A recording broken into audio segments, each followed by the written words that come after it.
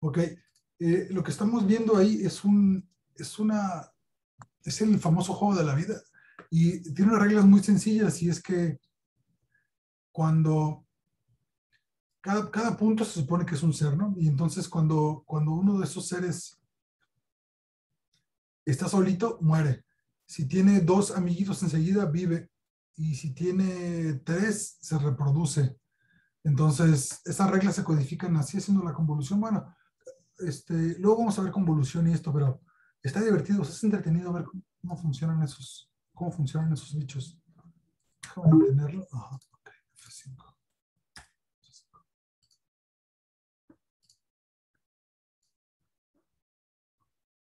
Ah, y quería decirles también, muchachos, que la sesión del 30 de septiembre la vamos a cambiar para el 29 de septiembre. Entonces lo voy a poner aquí.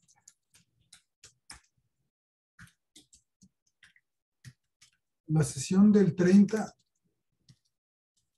de septiembre se cambia para el miércoles 29 igual a las 5, ¿ok? Para que lo vayan a anotar en sus calendarios. Una pregunta, ¿la siguiente semana hay sesión normal o se suspenden labores? ¿Qué procede? ¿Por qué? ¿Qué es? Ah, Es que es festivo, Doc. Es el 16. es festivo. Ok, entonces la siguiente semana la tenemos igual el 15, ¿no? La pasamos al 15, la siguiente semana.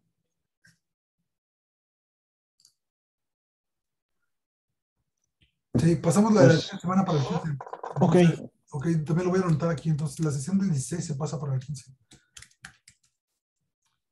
La sesión del 16 se cambia para el miércoles 15.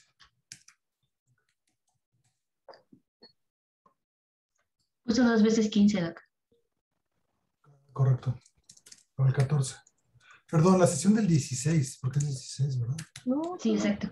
16 al 15. La del 16 al 15, ajá.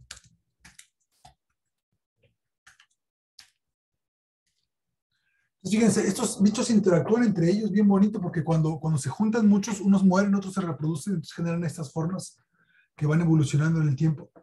Y el que inventó, John Conway, el que inventó el juego, le llamó Juego de la Vida, porque pues parecen que esos bichos están vivos. Luego algunos caminan, algunos se van desplazando y así. Y esto es bastante divertido de ver, pero además mucha gente lo ha analizado. Ok. Pero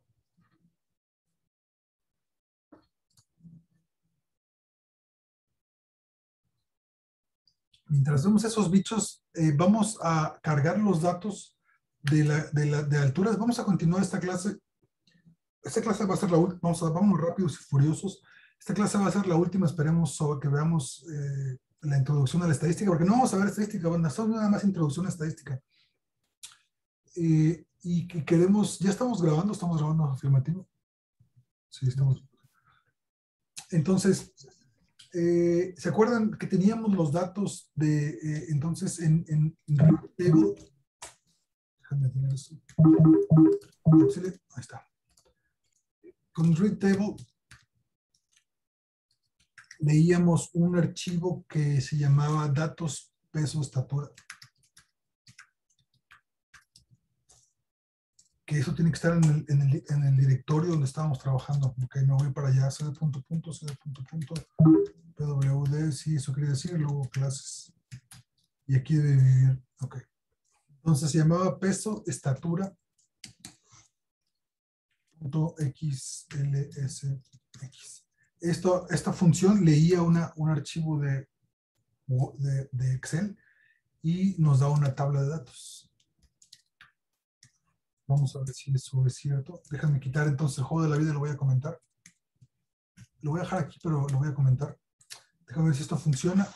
Efectivamente funciona. Ok, entonces teníamos una tabla que teníamos 20. Habíamos colectado de 20 personas, de 20 sujetos, de 20 individuos, de 20 estudiantes, el peso, la estatura y el género. Ok. Y entonces queríamos, vamos a hacernos una pregunta estadística muy sencilla, y la pregunta es si el peso difiere entre hombres y mujeres. Entonces vamos a obtener primero el peso. Los pesos, entonces, vienen directamente de la tabla de datos, ¿se acuerdan? Le puse mal, tabla de datos. Vienen de la tabla de datos, punto, es un campo de la tabla de datos que se llama peso. F5, ahí tenemos los pesos, ¿ok? Luego el género, lo obtenemos igual de la tabla de datos. Punto, ¿qué variable es esa? ¿Qué variable es? Aquí ya no, es género, ajá. Punto género. ¿Ok? Y entonces vamos a hacernos la pregunta de si los pesos difieren entre hombres y mujeres. Es una pregunta. Vamos a ver. Bueno, vamos a ver si eso es cierto. Entonces, el índice para encontrar a las mujeres, le voy a poner índice F. El índice F es quién del género, es una función que se llama string compare, y quiere decir, ignora si es mayúscula o minúscula, quién del vector género es F. Esto nos da como resultado un vector lógico, string compare, string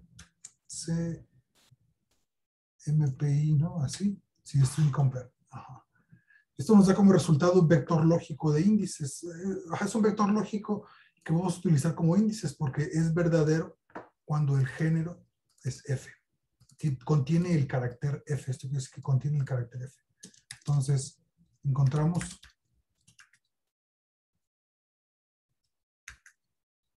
los caracteres F del arreglo. ¿Género qué es? Género son celdas, ¿verdad? Sí, es un cel array. Entonces no es del arreglo de la celda. Género. Ok, como ya no me ocupo ahí. Si ya no cabe, lo podemos mover así. Okay. Entonces, luego copiamos. Bueno, ahí quedó el juego de la vida. Si quieren, lo podemos ver después, pero lo voy a borrar para que ejecutemos esto. Y déjame borrar la figura. Es más, no necesitamos la figura, ¿verdad? La voy a quitar. Ahí está. Profe, ¿a poco con esas líneas de código es todo, o sea, todo el código para el juego? Sí, ese es el código para el juego de la vida, sí, ese es, efectivamente. Ah, qué cortito, ok. Sí. Es muy sencillo de programar. Ok, entonces, fíjense, ya tenemos entonces el índice con el cual identificamos quién de la celda género contiene la letra F, y entonces tenemos el vector lógico, y entonces podemos ya tener los pesos femeninos. Pesos F es igual a los pesos, y utilizamos el índice F. Y eso está bueno porque, acuérdate, de lo más tedioso de programar es manipular los datos. Entonces, indexar vectores, ya sabemos a qué se refiere. Y de esta manera nos quedamos con los pesos F. Y los pesos M, fíjense, es muy fácil, es la negación. O sea, sí, es la negación de los... El que no es F es M, ¿no? Como nada más tenemos dos posibilidades, entonces es la negación de F. Entonces tenemos ya dos vectores, los pesos F y los pesos M.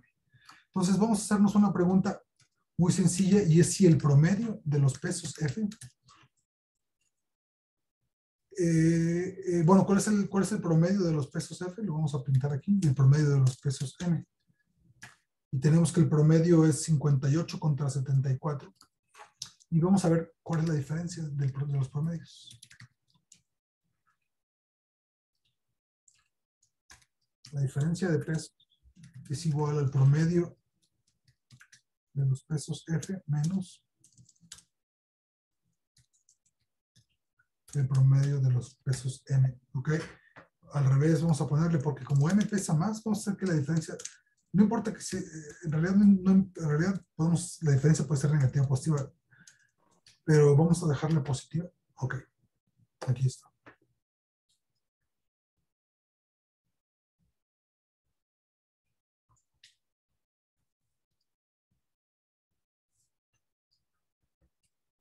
¿De acuerdo, muchachos? De acuerdo. Sí, doc. De acuerdo. Entonces, la pregunta estadística que tenemos es, la diferencia es 16.5 kilogramos entre hombres y mujeres. ¿Esta diferencia es significativa? Esa pregunta es una pregunta estadística y generalmente se hace así, ¿no? Cuando damos un seminario o cuando presentamos cuando leemos un artículo, siempre decimos, la diferencia es significativa. ¿Qué quiere decir eso? Bueno, primero, ¿ustedes creen que esa diferencia es significativa? ¿Podemos asegurar, podemos aseverar que hay una diferencia de pesos entre hombres y mujeres? ¿Qué piensan ustedes? Supongo que sí, pero Yo no digo sé que sí. cómo contarlo. Sí, parece que sí. ¿Por qué? ¿Por qué nos da la impresión de que sí es una diferencia significativa? ¿Por qué? Porque es un número bastante grande, 16 kilos de diferencia. Si yo gano 16 kilos, voy a estar bastante más chonchito, a lo mejor hasta ya voy a tener obesidad. Por eso Sí. pensaría que es significativo. Sí, sí, ok. Ajá, intuitivamente vemos que la diferencia es muy grande. Pero vamos a poner nuestra intuición en términos estadísticos y lo que queremos decir es que es muy poco probable que la diferencia de pesos haya resultado al azar. ¿Y por qué? ¿Por qué puede resultar al azar? Porque tenemos una muestra de pesos F y una muestra de pesos M. Si volviéramos a tomar una muestra, los pesos no van a salir idénticos. ¿Están de acuerdo, muchachos? Si le preguntamos a 20 personas otra vez, y tomamos sus pesos, es muy poco probable que la diferencia sea exactamente la misma. La diferencia va a ser un número distinto al que obtuvimos en este caso particular, en este experimento en particular. Entonces, como habíamos platicado en las clases pasadas, las muestras tienen asociadas variabilidad. Ahora, aquí no vemos la variabilidad porque nada más tenemos una muestra, pero tenemos que pensar nosotros, si repitiera el experimento, la diferencia no saldría exactamente 16.5. Probablemente saldría una diferencia con otro valor. ¿Ok? Bueno, vamos a simular ese experimento. ¿Se acuerdan? Lo que hicimos antes, lo que hicimos en las clases pasadas fue simular una simulación en la cual tomábamos muestras, muchas muestras, tantas como nosotros querramos, y vamos a ver cuáles son las diferencias que obtenemos de tomar muchas muestras y el punto clave es muchas muestras del mismo tamaño. Entonces vamos a contar cuántos pesos. Entonces el número de F es igual a la longitud del vector de pesos F. O sea, esta es la N de pesos femeninos. ¿Cuál es la N? Ajá. La N es, que la canción. TH. TH, correcto.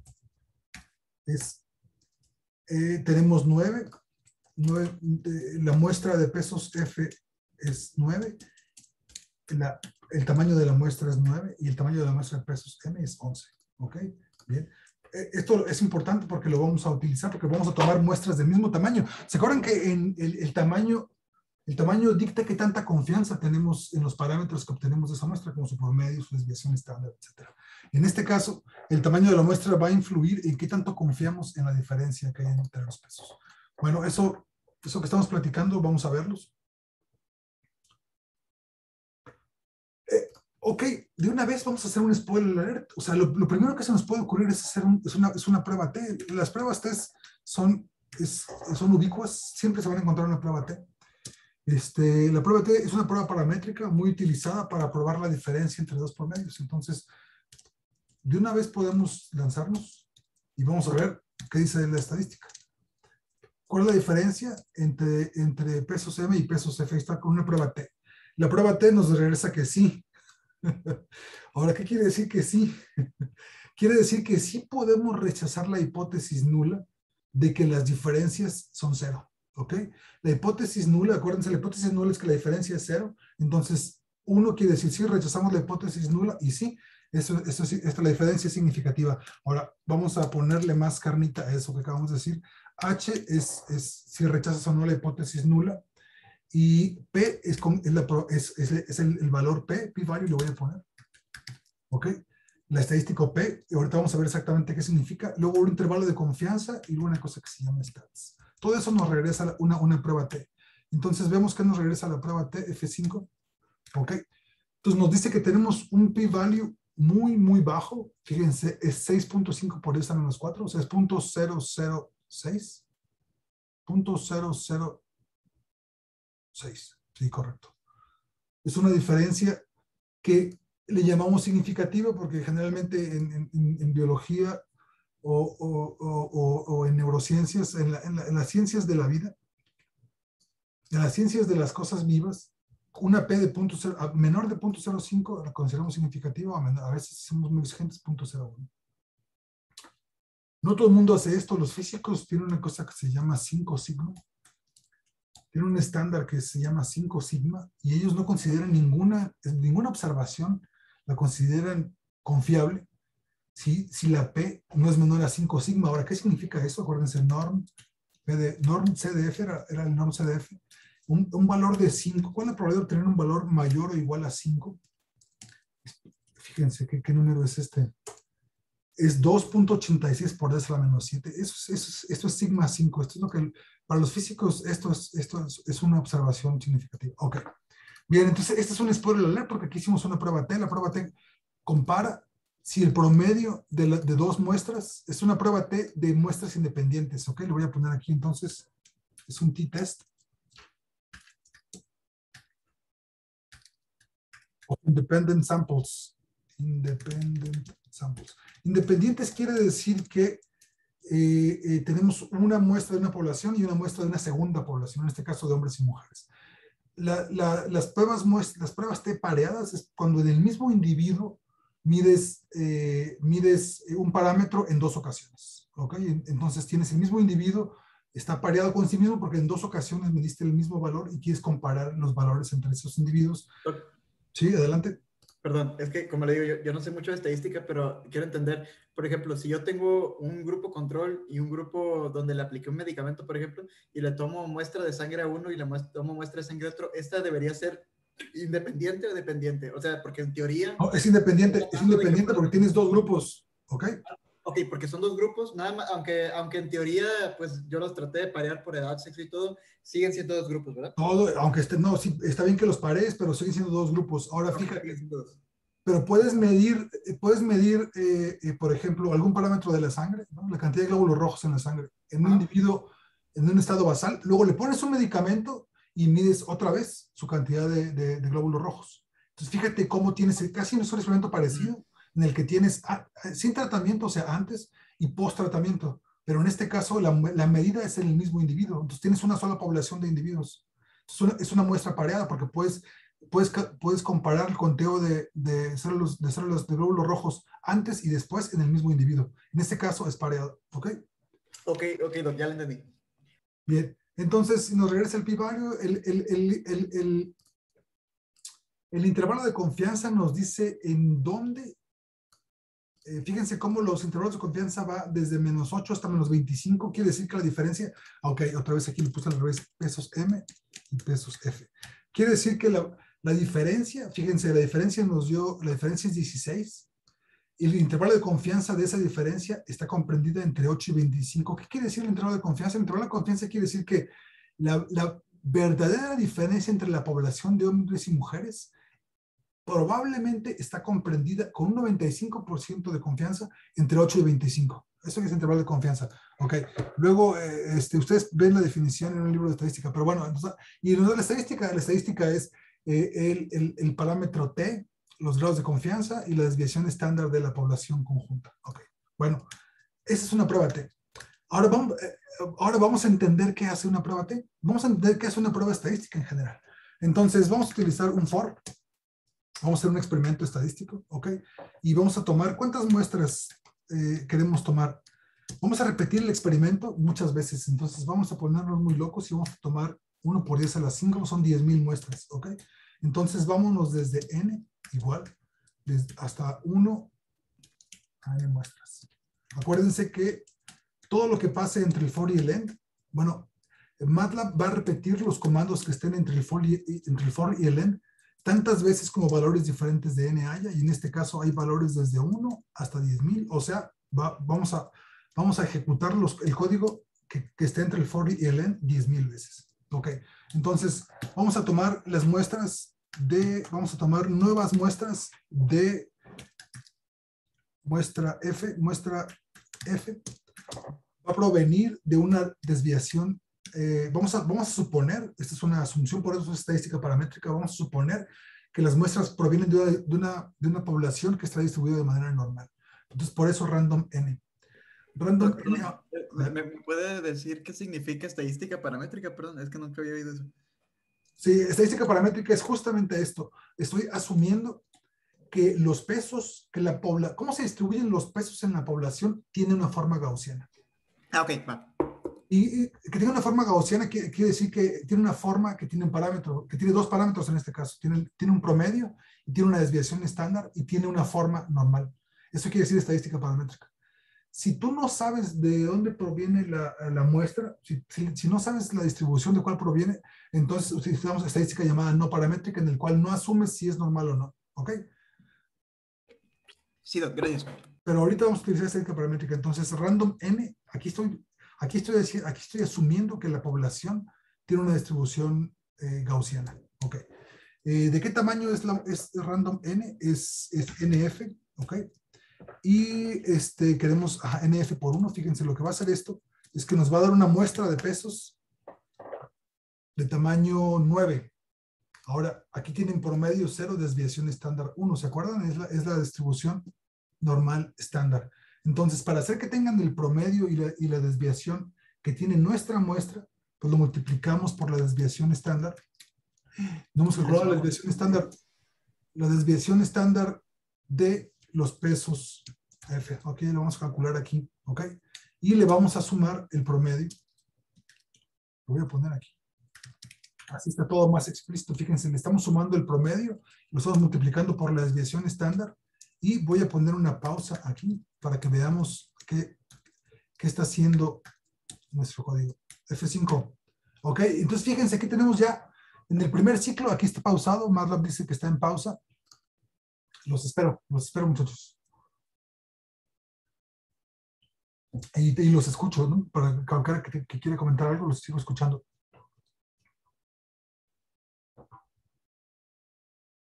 Ok, mientras los espero, déjenme darle escape para ver todas las muestras. Aquí vamos en la segunda muestra y fíjense cómo estos pesos se parecen a nuestra muestra original. ¿Por qué se parecen? Porque tienen el mismo promedio y tienen la misma desviación estándar. Entonces son muestras que son parecidas en ese sentido a nuestra muestra original, solo que son muestras nuevas. Y fíjense cómo cambia cada valor, ¿no? Cada ciclo del for tenemos una muestra nueva, ¿ok? ¿Está claro lo que estamos haciendo, muchachos? Estamos tomando nuevas muestras de una población que tiene el promedio de pesos F y la desviación estándar de pesos F. Entonces vamos a tomar 10,000 muestras. Eso es lo bonito de hacer un experimento en código. Podemos tomar tantas muestras como queramos, ¿ok? Fíjense, ahí están. Ok, le puse una pausa para que podamos ver todas las muestras. Bien. Ahora vamos a hacer lo mismo, vamos a tomar muestras, pero ahora muestras M. Voy a poner punto y coma acá. Y entonces la muestra M se llama muestra M. Y el random es igual. N es el número de M.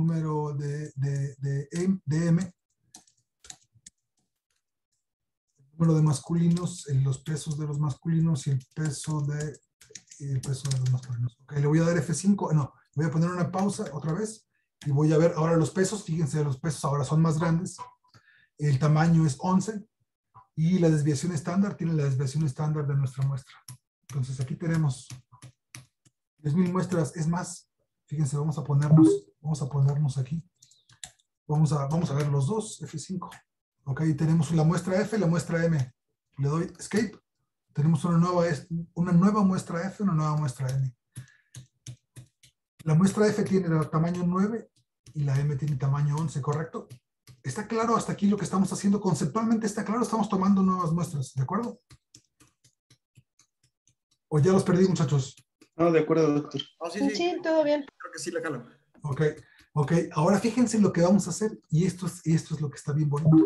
Vamos a sacar la diferencia de la muestra, la diferencia de cada muestra, ¿ok? Entonces le voy a llamar diferencias, y le voy a indexar con n para quedarnos con un vector de diferencias, ¿ok? Entonces, las diferencias es igual a el promedio de la muestra, las diferencias del promedio de la muestra M, le vamos a restar el promedio de la muestra F. Voy a poner una pausa. F5. Ay, espérame, déjame, control C para detener la pausa anterior. F5. No se llaman pausa, se llaman pausa. F5, ahí está. Entonces, fíjense, en la primera muestra tenemos una diferencia de 12.7. ¿Cuál era nuestra diferencia original? 16. Oh, vean esto, vean qué cosa tan increíble. Es una diferencia grande, ¿ok? Pero no es de 16, es de 12, ¿ok? Vamos a ver la siguiente muestra. La siguiente diferencia salió de 14, ¿ok?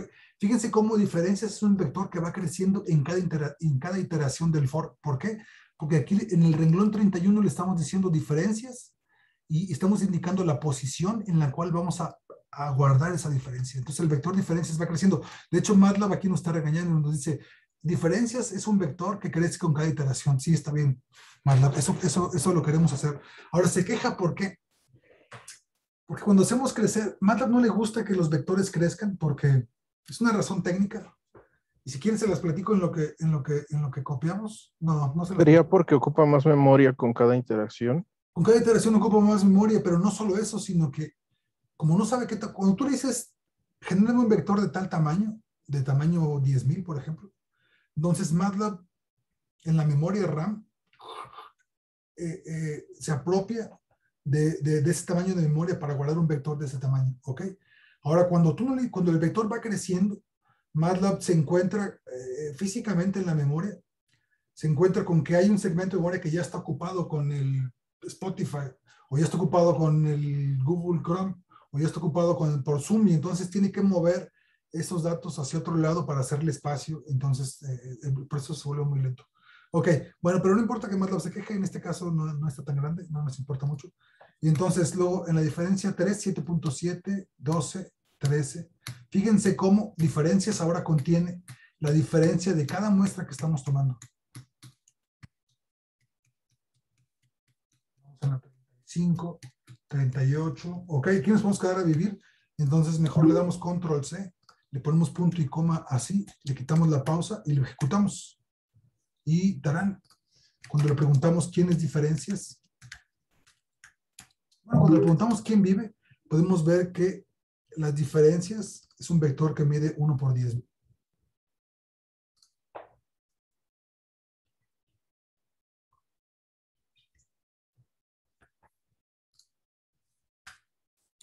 Entonces podemos hacer un histograma, ¿no? Nuestro viejo amigo en la figura 1.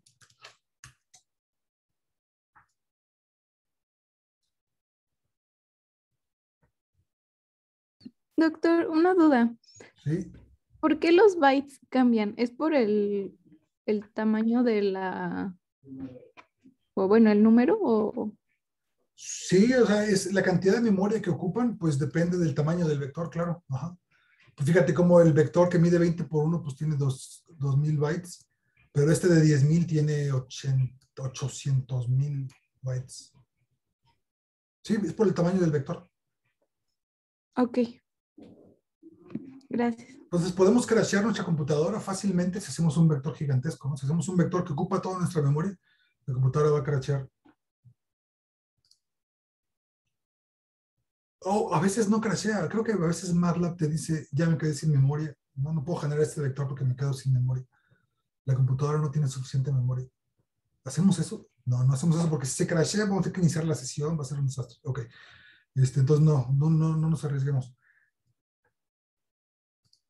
Ok, entonces en la figura 1, en el subplot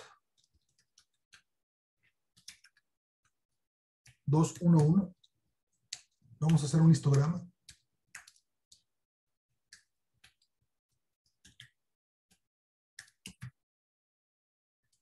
De las diferencias. F5. No se llama histograma. Se llama histograma.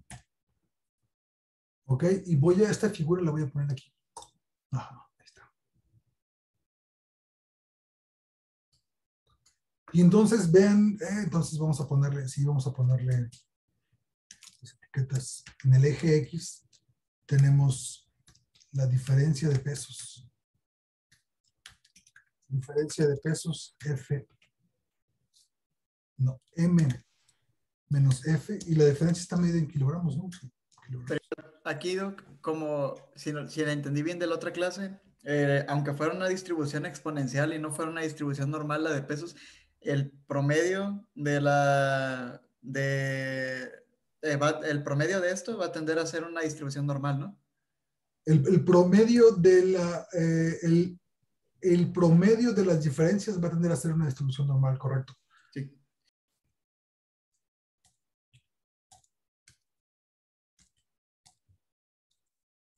Entonces, en el eje X tenemos que es la diferencia de pesos y en el eje Y, pues nada más tenemos número de observaciones, ¿no?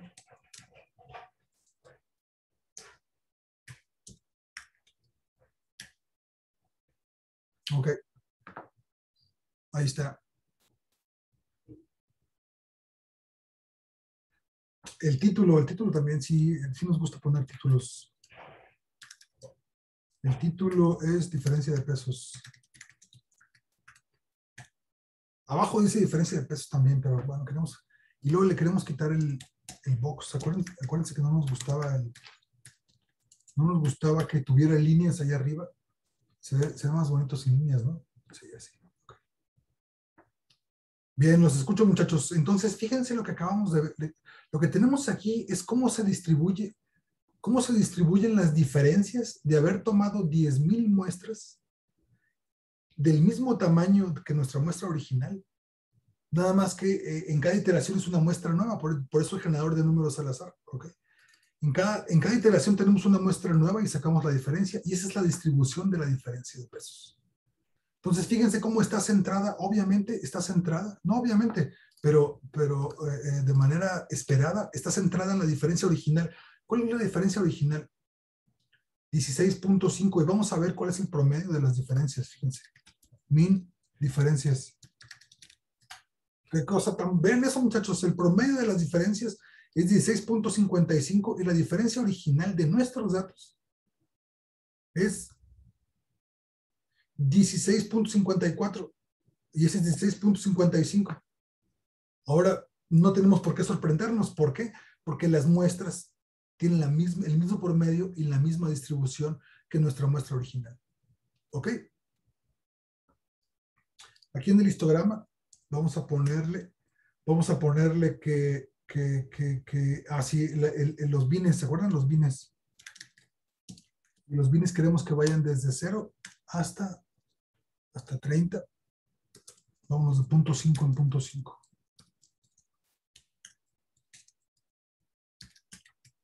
F5. Ok, ahí está. Entonces, está bien bonita. Como tenemos muchos datos, se ve bien bonito, se ve bien normal esa diferencia.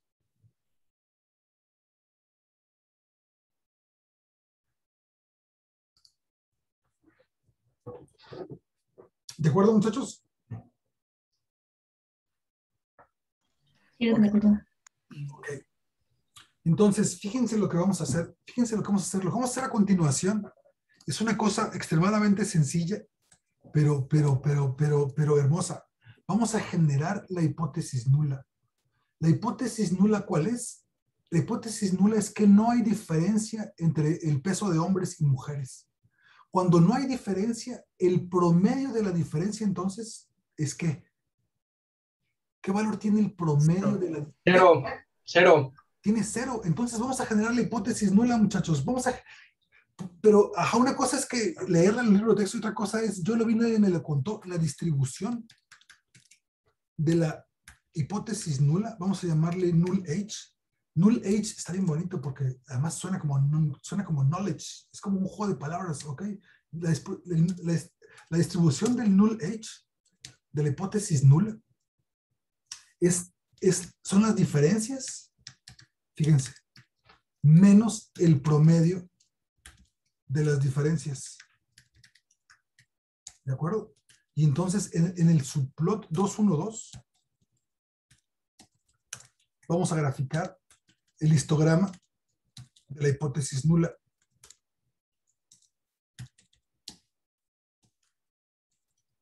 Y vamos a meditar largo y tendido Ok, los bienes tenemos que cambiarlos. Sí, vamos a cambiar los bienes porque ahora está centrada en 0.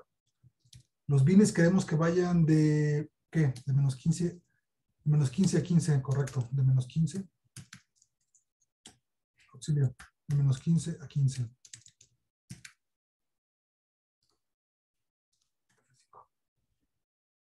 Ok, ahí está. Ahí es más, vamos a hacer lo siguiente. Vamos a hacer que todos los bienes vayan desde menos 15 hasta 30.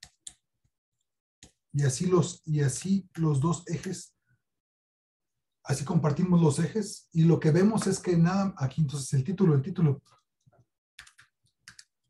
Esta es la distribución de la hipótesis nula.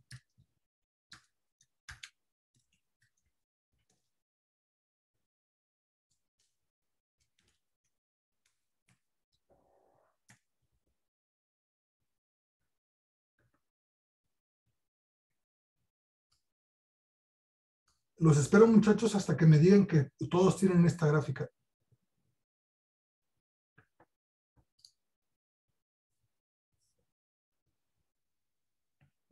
Sí, ya está. Listo. Ok.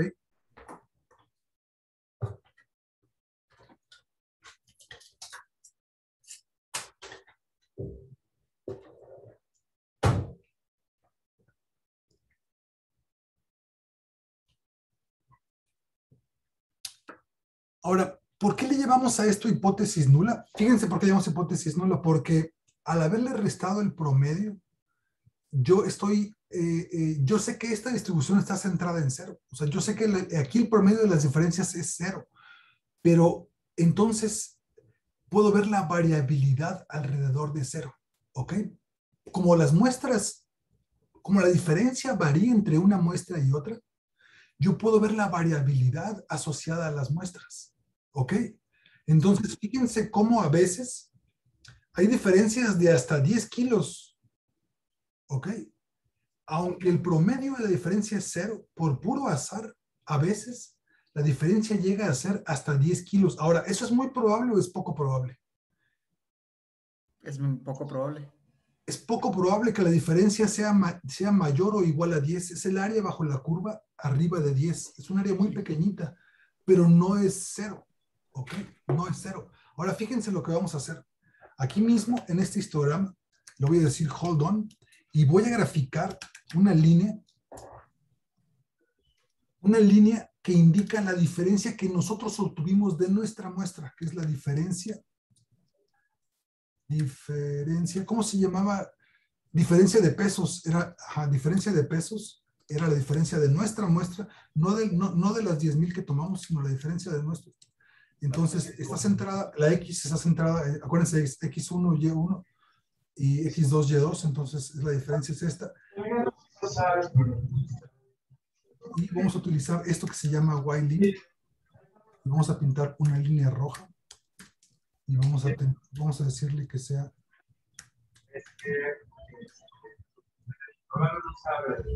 muchachos. Alguien ahí cierre su micrófono, muchachos. Oscar.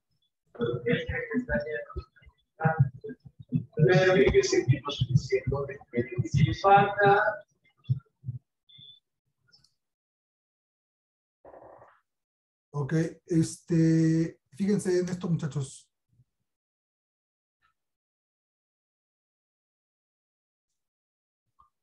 Doctor, ya no alcanzo a ver la última línea del código. Ok. Sí, déjame subirle entonces. Sí, le doy if o as, no me acuerdo. Te quita lo de abajito.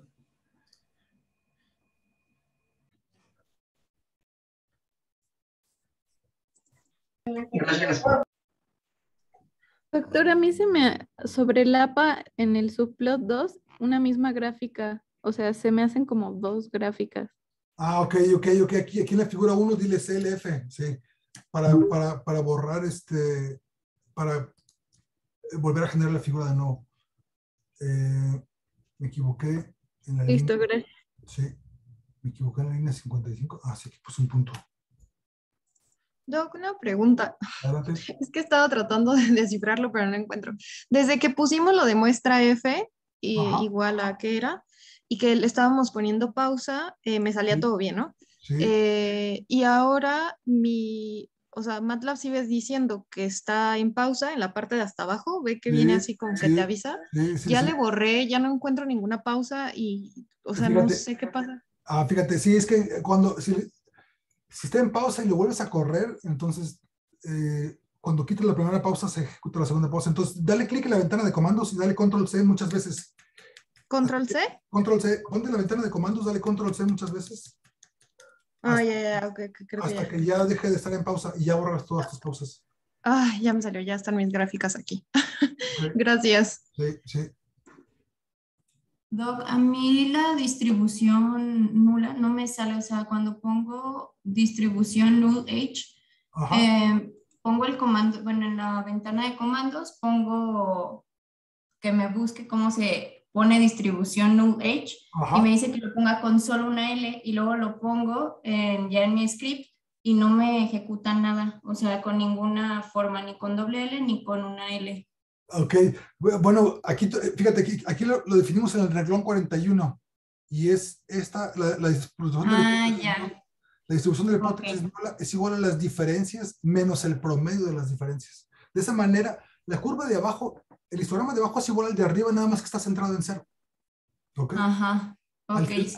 al centrarlo en cero, generamos la distribución de la hipótesis nula porque no es que estemos creyendo que la diferencia es cero, estamos definiendo que la diferencia sea cero. Fíjense qué bonito. Cuando generamos la hipótesis nula, no es que pensemos que esa es la hipótesis nula. No, por definición, porque yo le resté el promedio, por definición, esta distribución está centrada en cero. Pero lo que vemos es la variabilidad asociada a la muestra. ¿Ok? La variabilidad asociada a las diferencias. Entonces, la pregunta estadística, bueno, ya todos pintaron la línea roja, muchachos. La línea roja es la diferencia observada, es la diferencia que nosotros medimos, la diferencia de nuestra muestra, única muestra que tenemos, de tamaño 9 y 11, mujeres y hombres. La diferencia que obtuvimos era de 16.5. Aquí está, es la línea roja.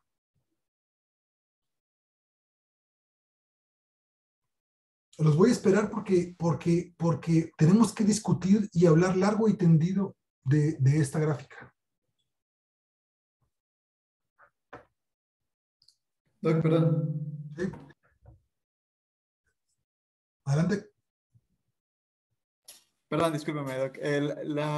Aquí nada más en lo que termina para entender un poquito esto último, le estamos restando el promedio y eso pues definitivamente lo va a centrar en cero. Nada más lo estamos haciendo para ver la diferencia, para ver cómo varía entre el cero y pues, en este caso pues nuestra máxima diferencia y nuestra menor diferencia, ¿verdad? Entre la mayor, sí, ajá, o sea, estamos viendo cuál es la variabilidad de la diferencia de las muestras, aun cuando el promedio es cero. Eso es lo que estamos viendo. Ah, ok, sí, está bien. Y el resultado de abajo, o sea, el eje de las X es en kilogramos, ¿no? El resultado de abajo es kilogramos también. Ahora, no hay kilogramos negativos, es la diferencia, sí, es la diferencia en kilogramos, sí. Ok, ajá. Sí, sería la diferencia en kilogramos, sí. Diferencia de kilogramos, y la diferencia de kilogramos entre la muestra M y la muestra F.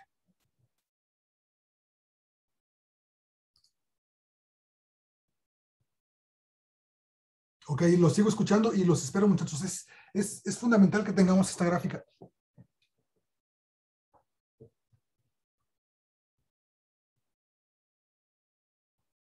Pero, perdón, Doc, y ya como último, en algún momento, en algún artículo de revisión hace poquito, me tocó normalizar una muestra para que tuviera promedio 0 y desviación estándar 1.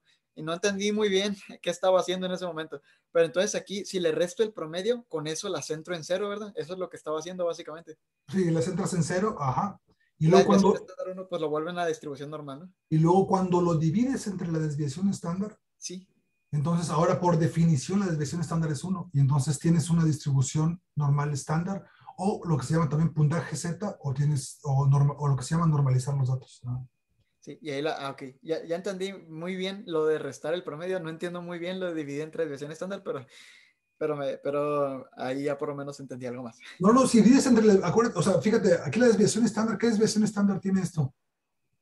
Pues tiene la misma desviación estándar que la diferencia, o muy aproximada a nuestra muestra. ¿Dónde está la desviación estándar de nuestra muestra? Ok, espérame. No, la diferencia de pesos no.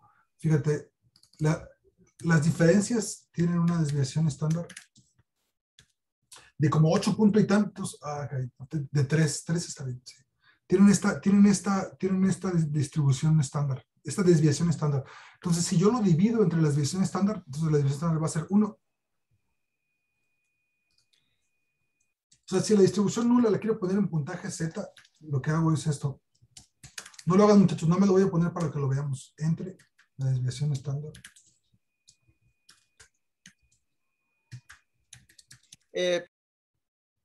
Ya, fíjate. Entonces, ahí está. Esa distribución de ahí es promedio 0, desviación estándar 1. Sí, lo que no entiendo bien es, o sea, entiendo gráficamente y me queda muy claro que restarle el promedio la va a centrar en 0, pero dividir entre la desviación estándar no entiendo muy bien qué hace. La vuelve 1, ok, pero ¿qué significa eso? Pues ¿para qué lo hiciste? Pues tú me preguntaste, pues ¿tú para qué lo hiciste? No, pues yo sé menos, nada, no se cree. Se hace para, o sea, cuando en algún momento te pidieron normalizar la muestra, lo que pasa es que todo esto se puede hacer, ahorita estamos utilizando la diferencia en kilogramos, ¿ok? Porque nos gusta ver la diferencia en kilogramos, pero puedes hacer la diferencia en puntaje Z, y entonces puedes trabajar todo en puntaje Z, o sea, en lugar de kilogramos, trabajas con los datos normalizados. Ya, en ese caso también la gráfica del puntaje Z también debería ser una distribución normal, ¿no? Es idéntica, nada más que nada más que está más angostita, tiene distribución, tiene desviación estándar 1. Sí. Ok, ya. Ok, ¿qué más, muchachos? ¿Qué más?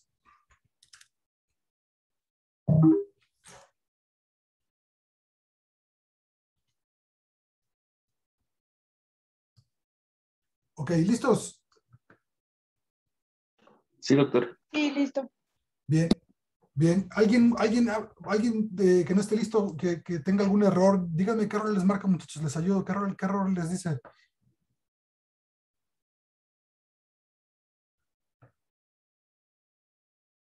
Ok, bien. Entonces, para que dejemos de copiar, fíjense, los voy a tapar así a propósito, para que veamos, para que analicemos esta gráfica.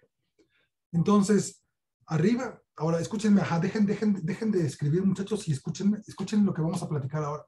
Entonces, aquí arriba tenemos cómo se distribuye la diferencia entre hombres y mujeres de 10,000 muestras que tomamos, que simulamos a partir de nuestra muestra original. Entonces, vemos la variabilidad asociada a la diferencia, porque cada muestra va a tener diferentes valores, y entonces la diferencia entre los pesos es una variable aleatoria y va a tener variabilidad. Aquí estamos viendo la variabilidad, ¿ok? Cuando a esa variabilidad le restamos su promedio, la centramos en 0 y generamos una cosa que se llama la distribución de la hipótesis nula. Es decir, ¿qué tanto varían las diferencias cuando yo por definición hago que la diferencia promedio sea 0? Aquí la diferencia promedio por definición es 0, ¿ok? Porque yo le resté el promedio. Pero aún así me estoy dando cuenta de que puedo obtener diferencias de 5 kilogramos, de 10 kilogramos. Aquí hay una diferencia de 15 que es muy pequeña, no se alcanza a ver. Y en la línea roja está la diferencia que nosotros observamos. ¿Ok? Y entonces la pregunta estadística es, ¿qué tan probable es que la diferencia de 16 kilogramos que yo observé se deba al azar? ¿Qué tan probable es, muchachos? Es poco probable. Es muy poco probable. Esta diferencia, esta probabilidad es el famoso valor P, el p-value. El valor P es la probabilidad de que la diferencia que yo observo en mis datos se deba al azar, se deba a variaciones azarosas de la muestra. Y esto es cuantificable de la siguiente manera. Vamos a preguntarle, muchachos, aquí vamos a definir el p-value. El p-value es igual a ¿quién de la diferencia de pesos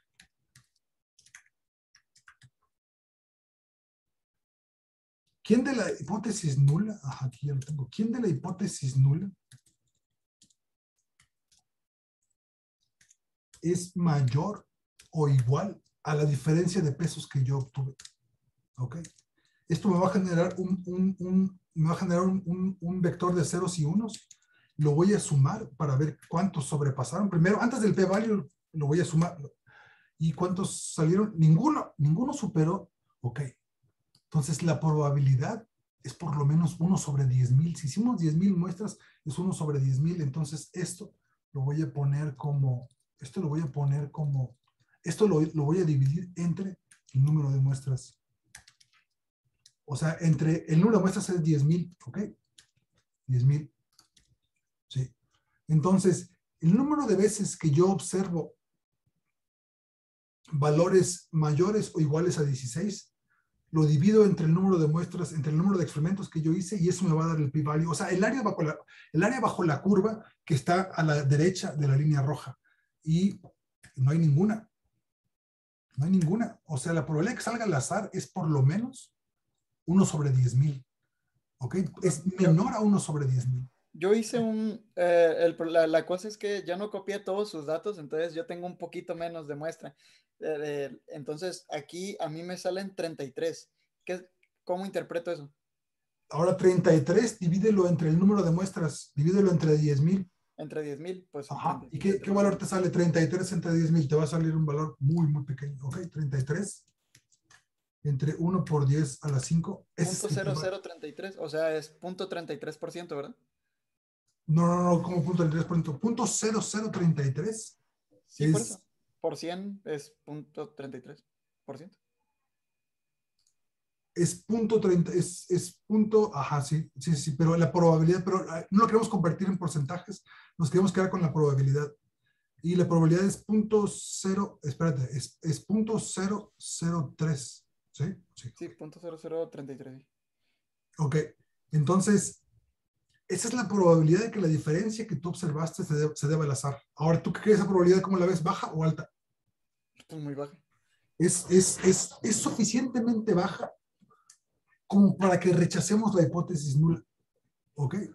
Y decimos, la diferencia que yo observo, creo que es muy poco probable que se deba a variaciones azarosas en la muestra, y entonces yo digo, la diferencia es significativa. Y hemos develado el misterio, muchachos. Hemos develado el misterio de qué significa que una diferencia sea significativa. Quiere decir que yo estoy dispuesto a asumir que la diferencia no se debe a variaciones al azar de la muestra.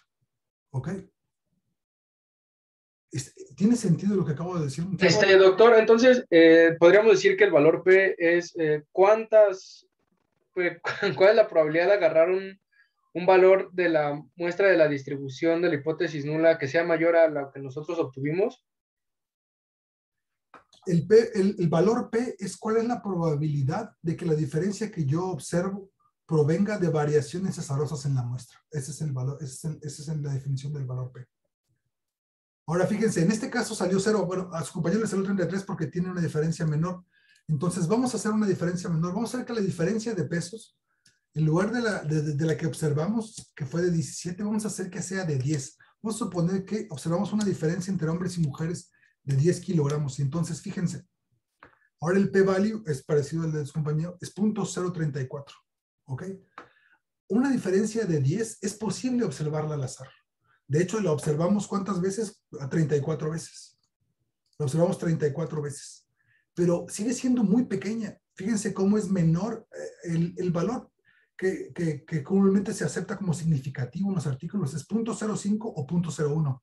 En este caso es menor a 0.01. Entonces es un valor que decimos que es significativo. Ahora, ¿qué quiere decir que sea significativo? Que la probabilidad de que lo observemos al azar es muy baja. Es tan baja que yo rechazo la hipótesis nula de que la diferencia es 0 y me quedo y digo que la diferencia que yo observo es una diferencia real entre hombres y mujeres. ¿Está eso claro, muchachos? Sí. Doc, ¿por qué ahorita yo saqué mi p-value por medio de t-test y me sale igual, 3.39, me sale muy similar. A usted también no le sale, pero a usted no le sale así, ¿verdad? No me sale así porque la diferencia es tan baja que yo la observo al azar. Fíjate, la prueba T. En tu caso sí, porque como tienes menos, en tu caso sí se parece, pero en mi caso no, porque porque el p-value es 6 por 10 a la menos 4. Entonces es tan pequeño que en 10,000 muestras nunca lo observé. O sea, puedo subir esto a 1 por 10 a la que... Sí, tendría que simular muchas muestras para que hiciera eso también, ¿verdad? Para que por azar me diera un valor tan grande, pero no lo voy a lograr. Me va a tardar 10,000 años. Mejor lo que hice artificialmente fue hacer que la diferencia fuera de 10. En lugar de 16, yo aquí dije que la diferencia era de 10. Y entonces ahora sí observo un valor de p-value de 0.034.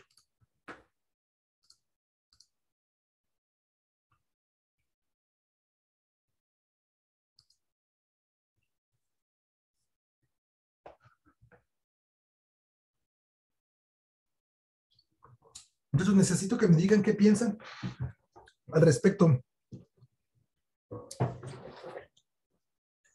Entonces, a partir de este momento, muchachos, ustedes lo vieron, nadie se los contó. Ustedes saben que el valor P, entonces, de cualquier prueba, y esto es lo precioso, en cualquier prueba estadística, el valor P te dice cuál es la probabilidad de que el efecto que tú observes se deba al azar. Tarán, no tiene ningún misterio. No tiene ningún misterio. Es la probabilidad de que la diferencia que tú observas en tus datos provenga de variaciones azarosas en la muestra. Cuando esa P es suficientemente pequeña, rechazas la hipótesis nula y dices, yo creo que la hipótesis nula es que la diferencia es 0. Dices, ok, si hay un efecto, okay, hay un efecto, la hipótesis nula es que no hay efecto, ok. La hipótesis nula es no hay efecto. En términos numéricos es que la diferencia entre los pesos es 0. Entonces digo, si hay un efecto, hay una diferencia entre pesos, entre hombres y mujeres, y esta diferencia no se debe al azar. O fíjense, todavía más preciso aún, no es que no se deba al azar, es que la probabilidad de que se deba al azar es muy baja. Entonces, fíjense, y esto ya es filosofía, no es que estemos probando matemáticamente que hay una diferencia entre hombres y mujeres, sino que estamos calculando que la probabilidad de observar esa diferencia al azar es muy baja. Entonces, no demostramos que hay una diferencia. No hemos demostrado que hay una diferencia. Solamente estamos diciendo que la probabilidad de que la diferencia que yo observo se deba al azar es muy baja. Y entonces yo puedo de ahí tomar decisiones conducentes con esa hipótesis. Puedo decir, ok, es diferente, entonces si hay que diseñar experimentos, voy a tener en cuenta que hay una diferencia de pesos entre hombres y mujeres. Ahora, ok, hasta aquí, me voy a detener aquí un momento y los quiero escuchar, muchachos, porque no los veo sorprendidos, ni los veo, no sé. Los escucho, muchachos, ¿qué piensan? A mí, doctor, me hizo mucho más sentido. Justamente ahorita ya al hacer la gráfica y hacer como todo ese procedimiento, sí me queda más claro, ¿no? Como los conceptos y nociones en las que se basa el valor P. Sí, tenía por ahí una pequeña background de lo que era el valor P, pero ahorita sí, sí queda mucho más visible, ¿no? El por qué y cuál es la lógica detrás de. Sí, el valor P no es más que la probabilidad de que la diferencia que observas entre las muestras se deba al azar. Ese es el valor P. Yo tengo una duda un poco conceptual. Sí. Concretamente, ¿a qué se refiere cuando habla de variaciones al azar? Ok, o sea, fíjate, cuando nosotros tomamos nuestra muestra original, cuando nosotros medimos nuestro peso y nos definimos hombre o mujer, tomamos una muestra, porque 20 de nosotros dimos nuestro peso y nuestro género.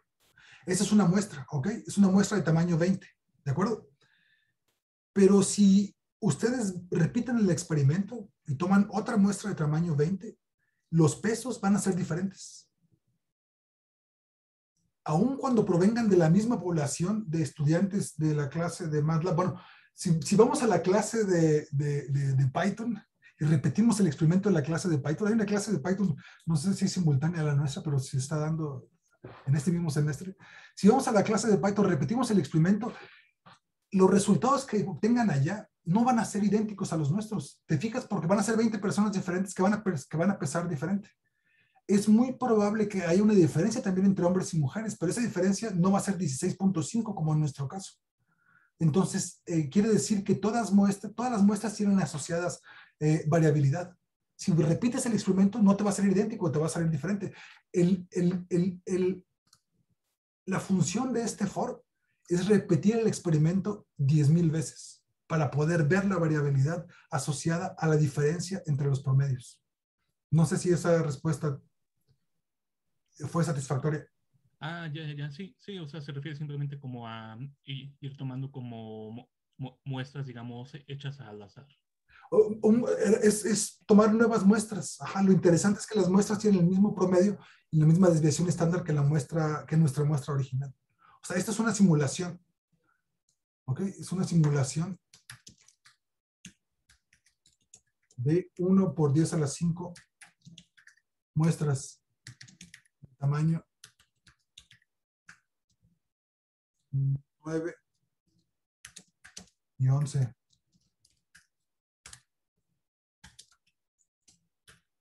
Ok, ¿qué más, muchachos?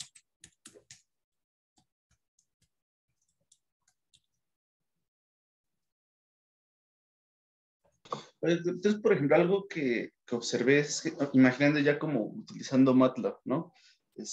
Podemos sacar el valor P de muchas formas, ¿correcto? Por lo que observé. Primero, bueno, vi que usted lo puso directamente ahí en el código de la T. Entonces, se puede pedir directamente desde que hacemos, por ejemplo, el código de alguna prueba paramétrica o X, se puede obtener, o tienen que ser como algunas operaciones diferenciadas, por así decirlo, o en diferente línea. Sí.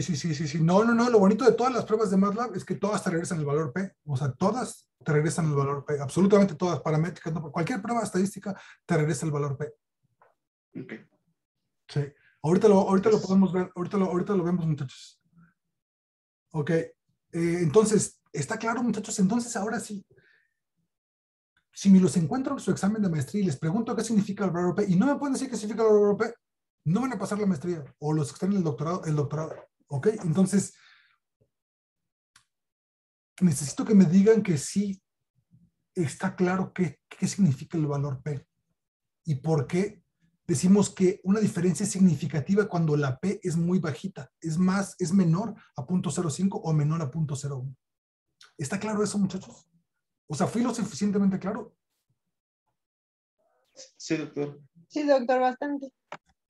Ok, bien. Entonces, vámonos tendidos como bandidos, vámonos rápidos y furiosos. Vamos a mandar esto al inframundo, vamos a empezar de nuevo. Y vamos a empezar a aplicar lo que ya sabemos sobre estadística. Entonces, y no les dije, bajen, muchachos, váyanse a la página, rápidos y furiosos, váyanse a la página y bajen el archivo Excel que se llama Tiempos de Reacción Clase 2020. Esta es una base de datos que generamos en 2020 y que la vamos a generar aquí de nuevo, pero ahorita la vamos a utilizar. Entonces bajen este archivo en el directorio donde estamos trabajando, ¿de acuerdo? Corran, muchachos. Bueno, lo voy a hacer aquí yo en caliente, entonces. Pásenoslo en el chat si puede el link para que no me acuerdo. Aquí está la clase, aquí está en el chat. ¿Cómo le hago para...? Así les copio. ¿Qué Sí, les copio? ¿O copy paste así? Ok. Hay alguien que lo pasó en un drive, a ver. Ok, bajen este archivo, tiempo de reacción punto XLSX. Entonces, fíjense, yo lo voy a hacer aquí a mano. Entonces voy a copiar esto, agarro el navegador, le doy paste y aquí está. Entonces me va a abrir esta página, ¿ok? Aquí en esta página aquí está tiempos de reacción clase 2020. Entonces aquí le digo descargar. Bueno, yo lo puedo abrir porque, no, todo el mundo lo podemos abrir, sí. Aquí le pongo, aquí muchachos, descárguenlo entonces.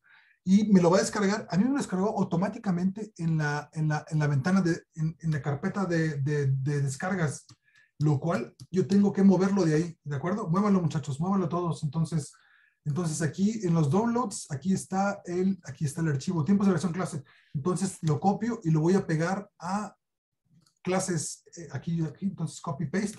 Me va a decir que ya lo tengo, ok, pero yo lo voy a reemplazar, entonces ahí está. Y entonces aquí en CLC le pongo dir asterisco punto xlsx, y aquí está tiempos de reacción 2020. ¿Ok?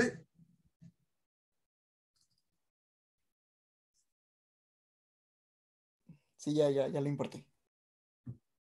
Todo el mundo tiene que poderlo importar al mismo directorio donde están trabajando. Y entonces, otra vez, vamos a read table. Y este read table, no es igual. Read table nos dice, le damos, ¿qué? El nombre del archivo. Pues lo voy a copiar aquí, fíjense. Copy paste entre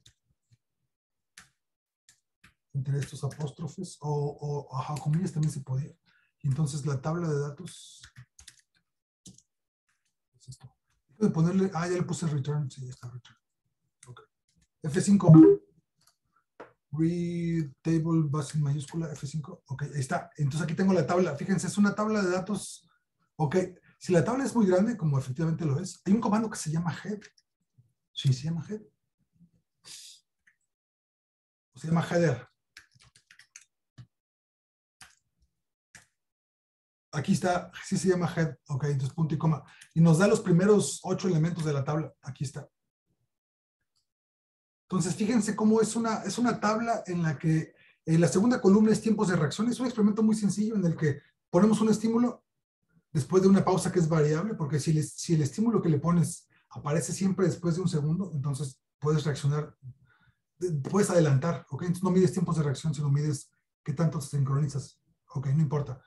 Vamos a hacer el experimento nosotros y va a quedar más claro, pero en la segunda columna tenemos el tiempo de reacción. Es el tiempo que pasa entre que aparece un estímulo y el sujeto aprieta el botón. Luego tenemos otra columna que es el orden del ensayo del 1 al, no sé cuántos ensayos hicieron, como 200 ensayos. Y luego tenemos una columna de si el participante era female o era male, y luego un ID que era el número de participante. Ok. Necesito que tengamos esta tabla, muchachos, porque vamos a hacer cosas rápidas y furiosas con esta tabla. ¿Listos? Sí, ya. Okay. Yo me atoré un poco porque sin querer cerré el MATLAB, pero ahí voy, doctor. Okay. ¿Le diste? Sí, se me fue. Doctor, ¿debe de ser de 8 por 5 a fuerzas? No, esto es, usé el comando head, la tabla es mucho más grande, fíjense, le voy a poner clear aquí, F5, la tabla, ¿cuánto mide? Le preguntamos quién vive.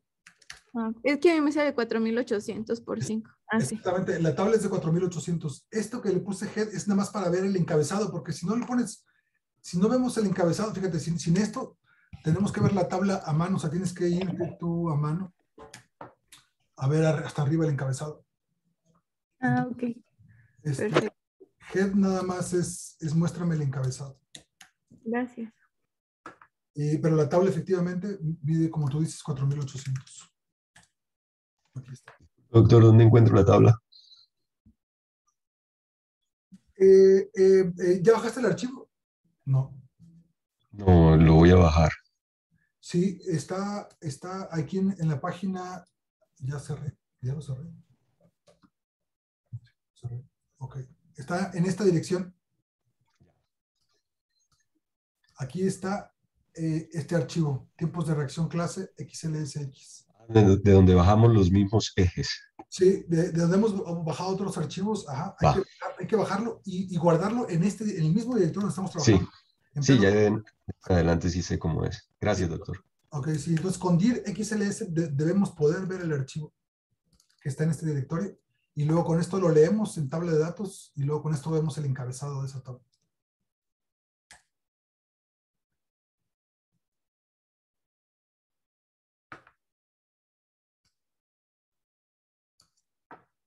Bien, ¿listos, muchachos? Listos. Listo. Sí. Ok, ¿alguien conoce a Bruno Giuliano? No. No. Ok, Marina ya lo aceptó. ¡Marina! Ok. Ya lo acepté, ya lo acepté. Okay. Sí, él sí estaba en los del principio, por eso sí. Bárbaro, excelente. Bien. Entonces, Ok, listos. Entonces, veamos los tiempos de reacción. Entonces, lo primero que vamos a hacer es vamos a hacer un histograma de los tiempos de reacción en la figura 1. ¿Cómo los obtenemos? Vamos a llamarles RT, es Reaction Time. Viene de tabla datos. Y viene de tabla datos, es el encabezado se llama tiempo reacción. Ajá. Entonces vamos a hacer un histograma de los tiempos de reacción medido en segundos F5. Ok, en la figura 1 vamos a darle CLF. Y ahí está el histograma de los tiempos de reacción. ¿Por qué está? Ok, ajá. Ok, hay tiempos de reacción gigantescos. Le puse en los bines el mínimo de 0 y el máximo de 2 y ya me quedó como, se ve hasta normalito. Ya se ve decente, ajá, porque si nos vamos, fíjense, si nos vamos, ¿cuál es el valor máximo del tiempo de reacción? Es como 100 y algo. Es 109.82. Exactamente. Entonces, y el tiempo de reacción mínimo es prácticamente, estos están segundos, es 1, 2, son 14 milisegundos. No puede haber un tiempo de reacción de 14 milisegundos. Aquí el sujeto se adelantó. Fíjense, el tiempo de reacción mínimo de 14 milisegundos es tan pequeño que en realidad el sujeto adivinó cuándo iba a venir el estímulo y le dio clic justo cuando llegó, predijo cuándo iba a aparecer el estímulo. Y un tiempo de reacción de 111 segundos, eso es como de casi 2 minutos, ¿no? Entonces el sujeto, en lugar de contestar, se fue, se sirvió una taza de café, regresó y dijo, el experimento. Y entonces le presionó el botón después de 2 minutos. Entonces, es una buena ilustración de que tenemos datos que se llaman outliers. Claramente este es un outlier. Entonces lo primero que vamos a hacer es, vamos a quitar los outliers. Y entonces eso es muy fácil, muchachos. Voy a hacer un vector que se llame quitar y voy a preguntar, ¿quién de RT es mayor? Un tiempo de reacción razonablemente largo no puede ser mayor a 2 segundos. O sea, si te ponen un estímulo y luego pasa 1001, 1002 y tú no has respondido, es que estás distraído, es que la computadora murió, es que algo pasó, pero no reaccionaste a ese estímulo. ¿Ok? Entonces un tiempo de reacción mayor a 2 segundos lo vamos a borrar. Y también un tiempo de reacción menor a ¿cuánto? Un tiempo de reacción menor a ¿cuánto? Es... Nada más que sería OR, ¿verdad, Doc? .5. Punto 5, es OR, correcto, es OR, ajá. Punto 5, punto 5, no, espérate, no, un tiempo de reacción menor a punto 5 es bastante razonable. Un tiempo de... Deme. Un tiempo de reacción menor a... 20 segundos. No, como menor. Una décima de segundo, ¿no? Bueno, fíjense, vamos a ver primero cuál es el tiempo de reacción promedio. ¿Cuál es el tiempo de reacción promedio? Está en segundos, son 400 milisegundos, está bastante decente. Entonces un tiempo de reacción menor a 150 milisegundos, muchachos, es un tiempo de reacción que es 150, estamos en el límite. No, 150. Ok, le voy a poner 100 milisegundos. No es posible tener un tiempo de reacción menor a 100 milisegundos. No sé, a lo mejor con anfetamina se puede. Hay que hacer ese experimento. No hagan ese experimento. Bueno, sí lo hacen.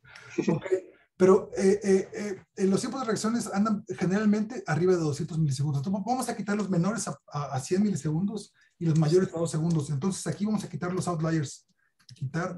Aquí Google dice que el más rápido es .15, entonces si le ponemos .15, pues ya... .15, ajá, 150 milisegundos es un tiempo de reacción razonable. Entonces vamos a quitarlos. Entonces, ¿cómo los quitamos? Los tiempos de reacción del vector lógico quitar van a ser vacíos y entonces estarán así, quitamos los outliers. Aquí primero los identificamos, aquí identificamos los outliers y aquí los quitamos. Y entonces vamos a hacer el histograma de los RT que resultan. Y, ok, se llama quitar, el vector se llama quitar, F5. Ok, eso está bastante razonable. Y fíjense, ajá, hay algunos aquí, hay algunos valores que fíjense cómo la distribución es bien bonita. Abajo de punto 2, ya el sujeto probablemente estaba adivinando, pero vamos a dejarlo así. No, vamos a quitarlos desde punto 15. Ok, ahí está. Ok, esa distribución se ve bastante decente. Entonces vamos a poner el título, tiempos de reacción.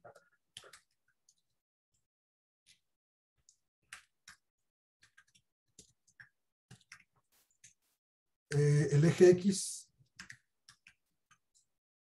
es reaction time en milisegundos. Ahí más bien es title, que puso título. Correcto. El tiempo el eje X es el tiempo de reacción en segundos. Lo podemos hacer en milisegundos. ¿Lo hacemos en milisegundos? Sí, nomás lo multiplicamos por 1000, ¿no? Lo multiplicamos por 1000, le ponemos en milisegundos y se ve más bonito. No, está bien. Ok, lo multiplicamos por 1000 se vuelve en milisegundos, pero vamos a dejarlo en segundos porque así sabemos que... Vamos a dejarlo así en segundos. Ok. Ok, esta es una gráfica típica de tiempos de reacción. Tienen una cola larga, o sea, no se suben de manera normal, sino que tienen una cola larga porque... las razones de por qué son debatibles, pero así es típicamente, es una curva de tiempos de reacción. Ok. Ahora, fíjense cómo en la tabla tenemos una cosa que se llama, unos datos que se llama duración de la pausa. Y es cuánto tiempo transcurrió antes de que apareciera el estímulo que le dice al sujeto responde. Entonces, podemos hacer una hipótesis de que la duración de la pausa influye en el tiempo de reacción. ¿Ok? Es una hipótesis sobre los datos. La duración de la pausa influye en los tiempos de reacción. Ok. Entonces, vamos a ver si tal cosa es cierta. Entonces, vamos a obtener la duración de la pausa. Entonces, la duración de la pausa es igual, proviene de la tabla de datos también. Y nada más que proviene del campo que se llama duración pausa. Ahí está. Y vamos a quitar también la duración pausa. Vamos a darle el mismo tratamiento. Vamos a quitar los outliers. No, quitarlo. Va a ser igual. Entonces, quitamos los outliers. Del tiempo de reacción, definidos como los de tiempo de reacción, ¿ok? Entonces tenemos duración de la pausa. Y lo que podemos hacer es en el subplot, no, ahí no, vamos a planchar esa gráfica y vamos a hacer la gráfica de la duración de la pausa en el eje X y el tiempo de reacción en el eje Y y vamos a ver puntos, no, vamos a ver círculos F5, ¿ok? Entonces, ¿cómo? Ok. Los espero. El eje X.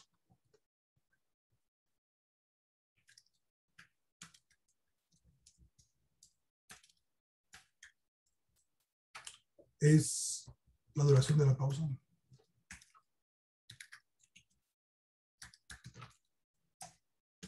El eje Y es el tiempo de reacción.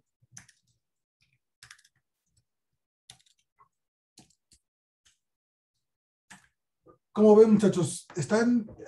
¿La variable duración de la pausa influye sobre el tiempo de reacción? Sí, no, ¿por qué?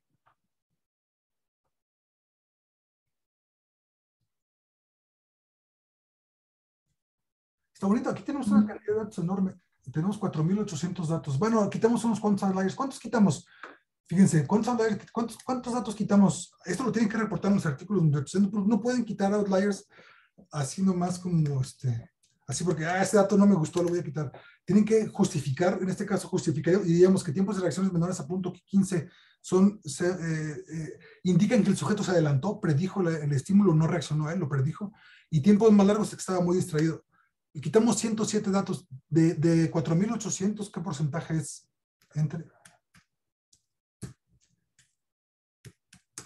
Quitamos el 2% de los datos, es razonable.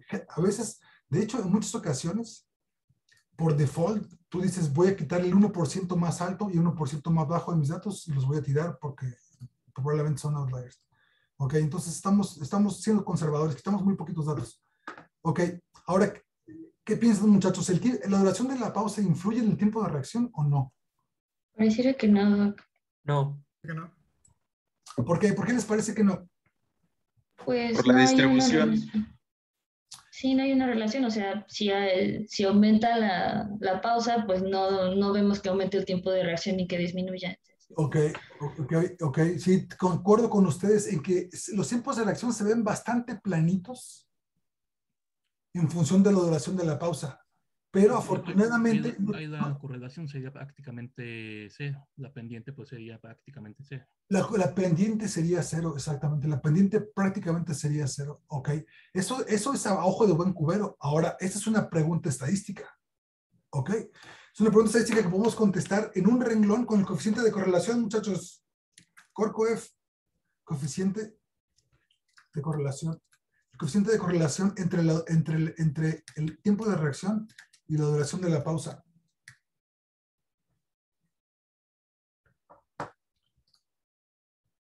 F5. Ay, duración. El efecto dramático se pierde cuando nos equivocamos, muchachos. Ok, F5. Vean lo que nos regresa el coeficiente de correlación. El coeficiente de correlación nos dice que es una matriz porque correlaciona RT con RT y entonces nos da 1. Luego correlaciona RT con duración pausa y nos da un coeficiente de correlación de menos 0.14. Y luego correlaciona al revés, duración pausa con RT, que es lo mismo. Y luego correlaciona duración pausa con duración pausa, que es 1. Entonces, en realidad, de esta matriz, de la matriz R de correlación, nos interesa el valor 1,2. 1,2. Esta es la correlación. Le voy a poner valor de correlación. Le voy a poner aquí esto, punto y coma, F5. Entonces hay un valor de correlación de menos 0.14. Eso quiere decir, bueno, no quiere decir, eso sugiere que, ¿qué, muchachos? ¿Qué quiere decir que el valor de correlación sea negativo? Que la relación es inversa y además como es cercano a cero, que prácticamente no hay relación.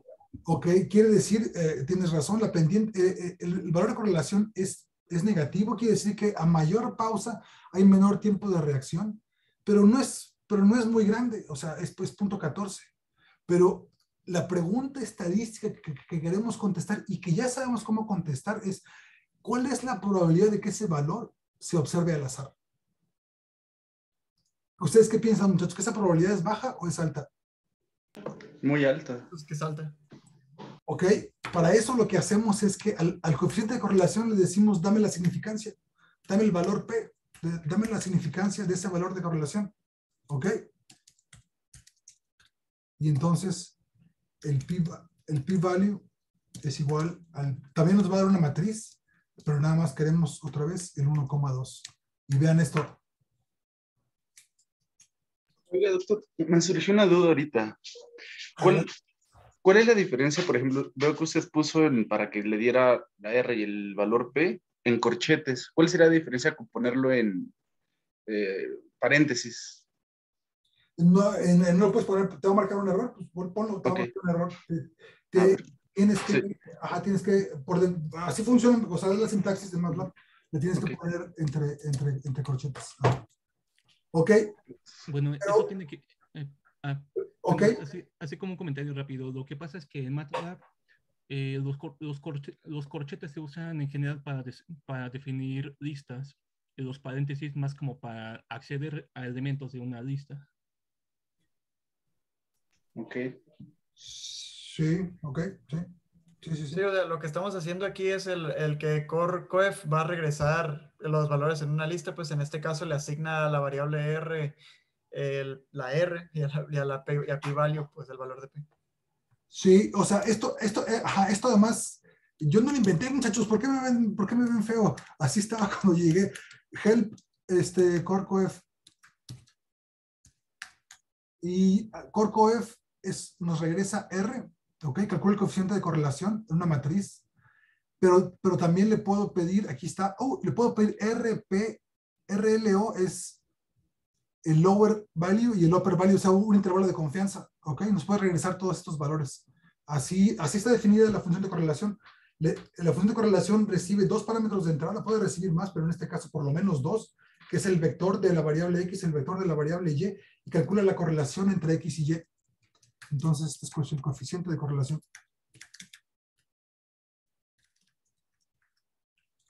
Pero entonces, ¿qué descubrimos, muchachos?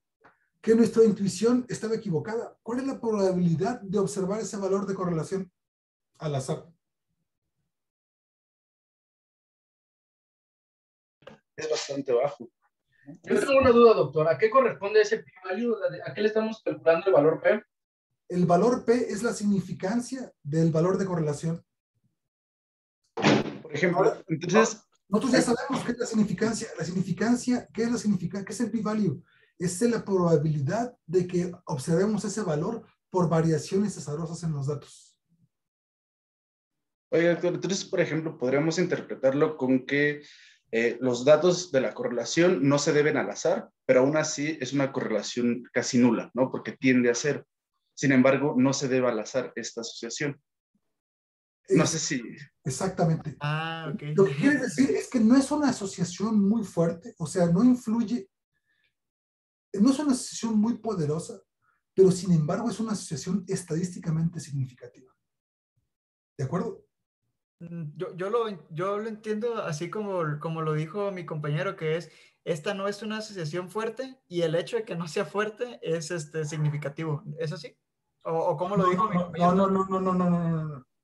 ¿No? No. Una correlación de 0.14 no es una correlación muy grande, ¿ok? Pero es una correlación significativa. Quiere decir que es una correlación que es muy poco probable que observemos al azar.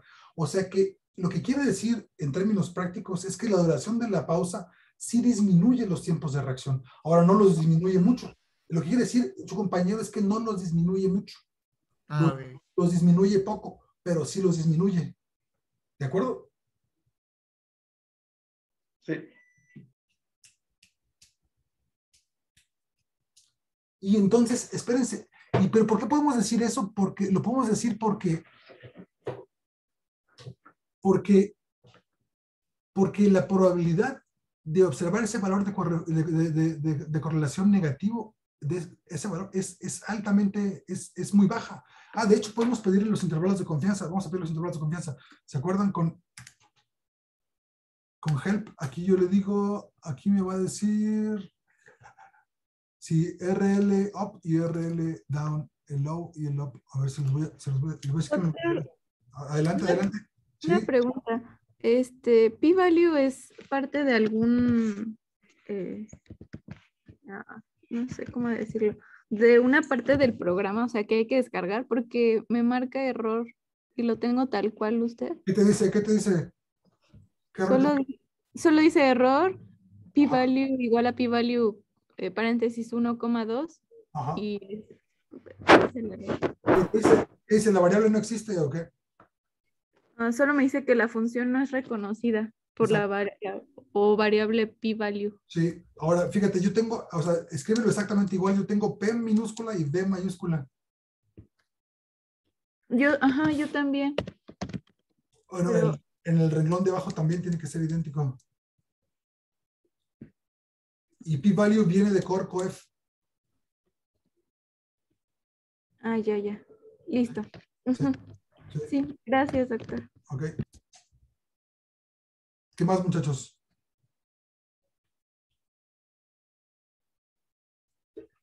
Ahora, ¿cómo podemos así intuitivamente ver si estos valores si los valores que tienen pausas más grandes son más bajos que los que tienen pausas menores? Pues es muy fácil, muchachos. Sorteamos los datos, fíjense.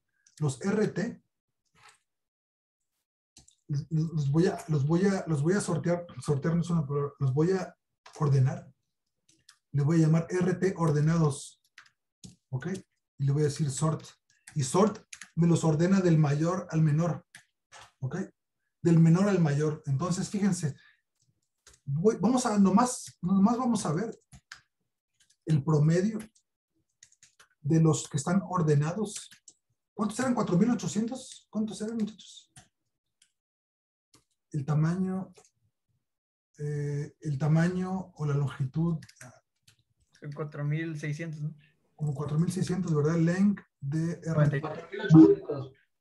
Sí, pero acuérdense que le quitamos a los outliers. Aquí está, es 4,693. Lo voy a dividir entre 2, nomás para partir la población a la mitad. Es que 2,300. Ok, entonces, dame los del 1 hasta el 2,000, hasta el 2,346. Y abajo el promedio de 2,347 hasta el final. ¿no? Y ustedes escépticos, muchachos escépticos, vean la primera mitad, o sea, del 2.5 para atrás, el tiempo de reacción es 2.900 milisegundos, 297 milisegundos, y el otro es 466 milisegundos. Entonces, hay claramente un efecto. ¿Lo ven? Ven como la primera mitad es mucho más rápida que la segunda mitad cuando están ordenados. Ok, bueno, esto es porque los veo como que no me creen, pero no es que no me crean, es que ahí lo dice el coeficiente de correlación, dice que hay un efecto significativo. Ok, bueno, entonces fíjense cómo ya podemos, además de que aprendimos a hacer correlación con MATLAB, aprendimos a interpretar el valor. Entonces, el valor significativo, hay efectivamente una relación entre esa variable y la otra. Ok. Bien. Doc, una última cosita. Aquí ya tengo esto y a mí me gustaría poder decir, imagínense, yo no sé nada de esto y ni sé si se puede decir, pero sé que disminuye el tiempo de reacción con el, ¿cómo es? Sí, disminuye entre mayor duración, entre mayor pausa tengamos. Ahora, ¿cuánto? ¿Puedo saber cuánto? Sí, claro. Y eso es, entonces vamos a hacer una regresión lineal. ¿Ok? Vamos a hacer una regresión lineal, muchachos. Entonces, para eso vamos a utilizar, hay muchas maneras de hacer regresiones lineales, pero vamos a utilizar la función regress. ¿Okay? Hace una regresión entre el RT y la duración de la pausa. Ahora, la duración de la pausa. Ok, vamos a ver qué nos regresa eso. Ok, esa es la pendiente. RT y la duración de la pausa. Nos regresa. No le creo. A ver, espérense. ¿Cómo se utiliza regress? Help regress. Regress nos regresa a los coeficientes B, ¿ok? Sí. Nos regresa a los coeficientes B, que es la pendiente, ¿ok? Pero necesitamos mandarle un vector de unos, muchachos. A ver, queremos RT, ¿cómo se modifica? Ah, es al revés. La variable lleva a principio. Entonces, no, sí está bien. RT está bien. Luego duración de la pausa. Ok, sí está bien. Sí.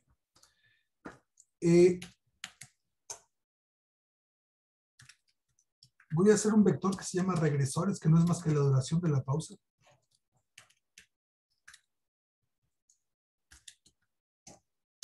Y luego necesito un vector de unos. Esta es una razón aritmética de por qué una regresión lineal requiere un vector de unos, muchachos. No se preocupen, pero es para que no solo nos dé la pendiente, sino también nos dé la ordenada al origen. Entonces, esos son los regresores. Entonces, RT y regresores. O sea, regresores es cuáles son las variables que explican. Aquí está. Entonces, ahora sí, aquí está la pendiente y la ordenada al origen. Esta es la ecuación de la recta, muchachos. Este es V y M. ¿Ok? Entonces, aquí le voy a poner V y M es igual. Entonces, esta es la regresión lineal. Ahora, es una regresión lineal de un solo factor, pero podemos hacer una regresión lineal múltiple porque podemos, por ejemplo, ver qué efecto tiene el orden del ensayo.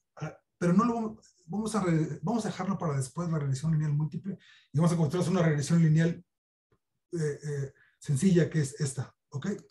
Entonces, es una regresión lineal entre el tiempo de reacción y la duración de la pausa y un vector de unos para que nos dé la ordenada al origen. Y entonces, con esto, ahora sí contestado. Ahora, tu pregunta es la siguiente. Por cada unidad de duración de la pausa, el tiempo de reacción disminuye en 1, 2, 3, en 15 milisegundos. Ahí está. Por cada segundo extra que dure la pausa, el tiempo de reacción disminuye 15 milisegundos. Eso es lo que te dice. ¿Ok? Ahora, si eso lo queremos ver en la gráfica, le decimos... ¿No está al revés, doctor? Que la pendiente es menos 0.0157. Sí, es la pendiente es menos 0.15, correcto. ¿Sí? Doctor, y X es RT, ¿no? O sea, creo que los puso al revés en regress. Sí, pero fíjate cómo help regress quiere que le des la variable y primero. Mira, Por eso la variable Y son los regresores y la variable X sería tiempos de reacción. No, al revés. La variable Y es la variable que quieres explicar. Quieres explicar el tiempo de reacción en función de los regresores, que son X. En este caso, el regresor es la duración de la pausa. Ok. Sí. O sea, aquí está, así lo quiere Y primero, y Y es tiempo de reacción. O sea, aquí Y es tiempo de reacción y X es la duración de la pausa. Y entonces nos regresa B. Perdón, me equivoqué. Sí, lo que me están diciendo es, lo que dijo ese compañero es que esto es M y esto es B. Eso es lo que quería decir ese compañero. Y yo no lo entendía, ya lo entendí. Es M y B, ¿ok? O lo que es lo mismo, espérense, pendiente y ordenada al origen. Doc, y en cuanto a la interpretación, aquí no sé, le digo, de estadística no sé, pero inteligencia artificial un poquito. Entonces, aquí, si tengo la pendiente y bueno, tengo M y tengo B, debería entonces más bien tomar mi variable X, pues la que no tengo explicada, multiplicarlo por M y sumarle B para que me dé el tiempo de reacción. ¿Es así? Correcto. Para que te dé la ecuación de regresión. Ajá. Que es justo lo que vamos a hacer a continuación. Entonces, fíjense. Entonces ya tenemos, ok, lo voy a, entonces voy a simplificar esto y le voy a poner pendientes M y la ordenada origen es B, ok, lo voy a planchar, porque va a ser más fácil. Entonces, Y fit, o sea, la Y ajustada es igual a ¿qué? Al eje X. El eje X va desde 0 hasta ¿cuánto? Hasta 5 segundos. Y vámonos de cuánto en cuánto nos vamos, muchachos. ¿De cuánto en cuánto nos vamos? Vámonos de punto 1 en punto 1, ¿ok? Entonces, Y es igual a la pendiente M.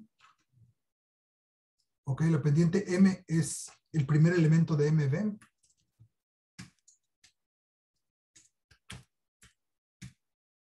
Espérense. Pendiente, ya lo voy a hacer más, aquí lo voy a hacer más obvio. Es el primer elemento de MB. Es la pendiente. Y la ordenada al origen es el segundo elemento de MB. Es el segundo elemento de MB. Entonces la ecuación de la recta nos dice que la Y es igual a X multiplicada por la pendiente y le sumamos la ordenada al origen. Ahora, ¿se fijan cómo esta es una vil ecuación de la recta? Pues ahora vamos a verificarlo. Plot X contra Y fit, ¿ok? Esto va a ser Y fit. Esto va a ser una línea roja punteada que tiene un grosor de 3. El hold on tiene que estar antes de la gráfica. El hold on tiene que estar aquí.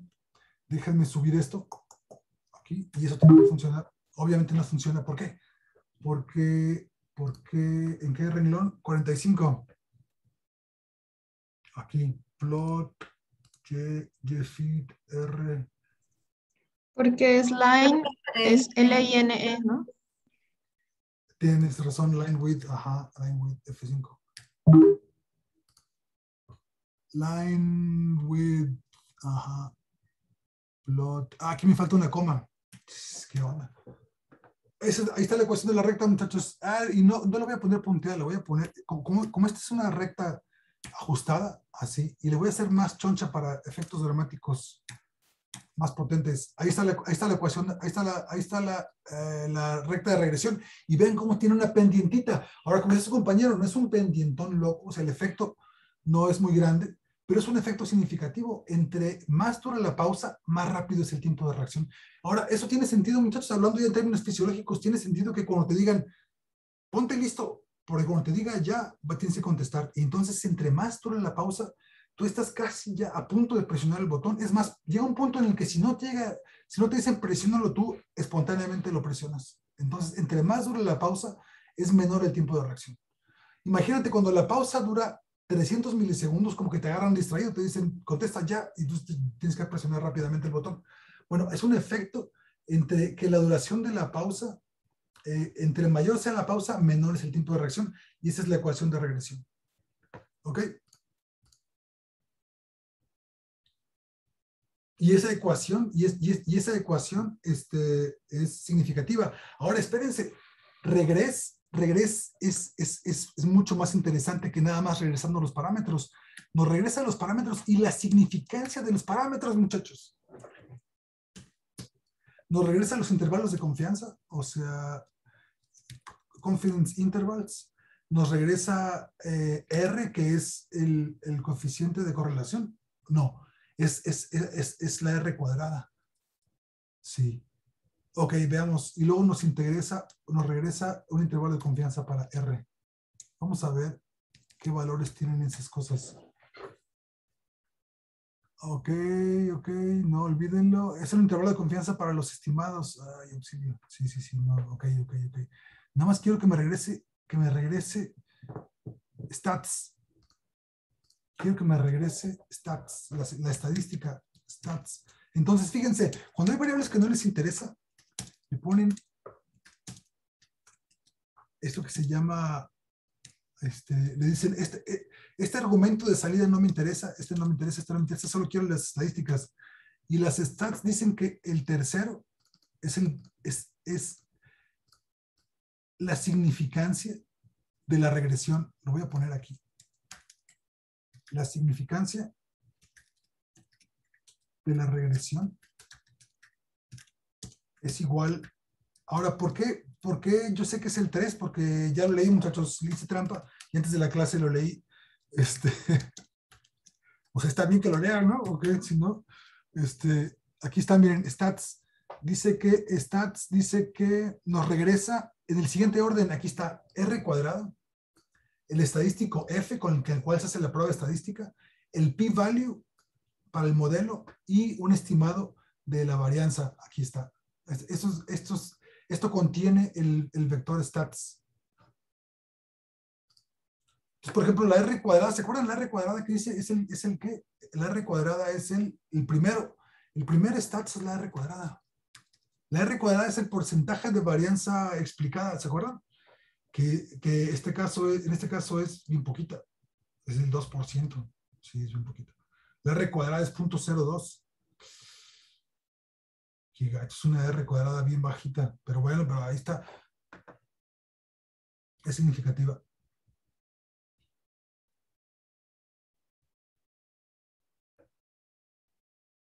Sí, la R cuadrada es el primero. Luego la estadística F y luego el p-value. Ajá. Ok, R cuadrada, estadística F, el p-value. Ok, entonces la significancia de la regresión es esta 3 y la significancia de la regresión es 5, por eso la menos 25. Ok, ahora vean esto. El valor de la significancia de la regresión es igual a la significancia que habíamos obtenido de el coeficiente de correlación. Ok, lo cual no es sorprendente. Utilizan la misma prueba estadística. Utilizan la misma prueba F o T que decía.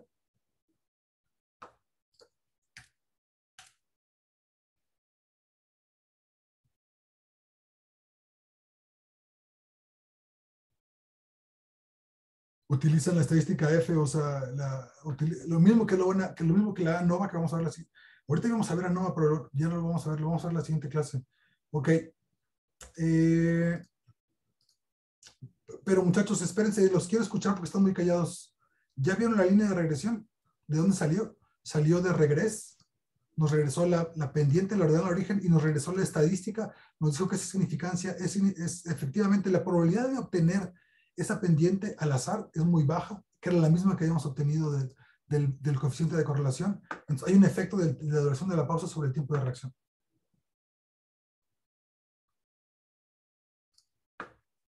Los escucho, muchachos. Oye, doctor, a mí me apareció un error hace ratito, ¿sí? Justo donde establecimos la variable de ordenada al origen, que le pusimos los igual MB, paréntesis 2. Ajá. Me sale el error que dice index exceed the number of array elements. Ok. MB, fíjate, MB tiene que ser el primer argumento que sale de regreso. M-B es el primer argumento de regreso y ahora sí. Espérate. Ok.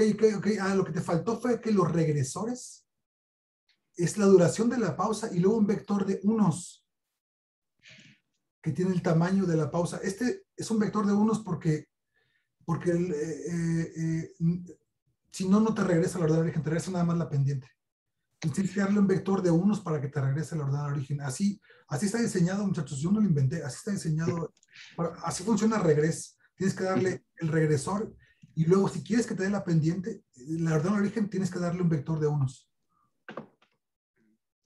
Sí, esto fue lo que, a lo mejor esto fue lo que te faltó. Ah, sí, ya he habido. Pero es que no puse ya en donde especificamos el regress, lo dejé en duración pausa y no le puse ya la nueva variable que había creado de regresores. Ok. Sí, ok. Gracias, doctor. Sí, bien. Profe, una pregunta. Adelante. Ahí en ese, ¿por qué los bigotitos? Estos bigotitos significan que la función de regresión es de regresión lineal múltiple. La función de regresión lineal múltiple te regresa.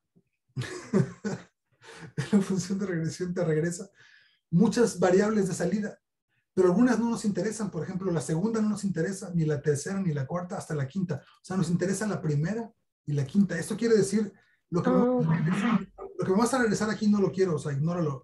El bigotito no lo necesito, no le voy a dar ningún nombre. Gracias. Sí. Pero sí se tiene que poner. Sí, porque si pones stats aquí, Regress el segundo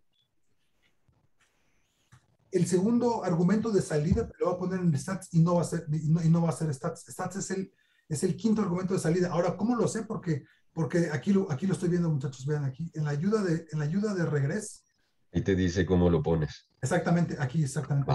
Entonces, fíjense, voy a copiar esto y lo voy a poner aquí para que no se nos olvide que así se utiliza Regress. Okay. Este es el help de Regress.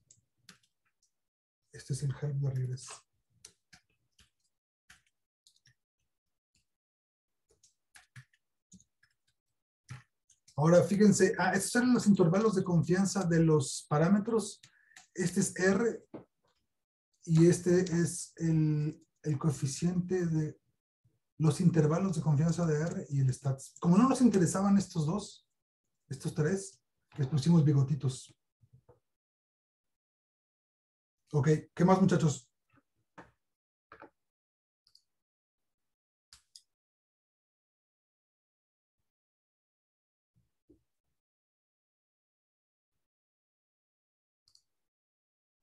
Doc, a mí me sale todo menos la línea roja.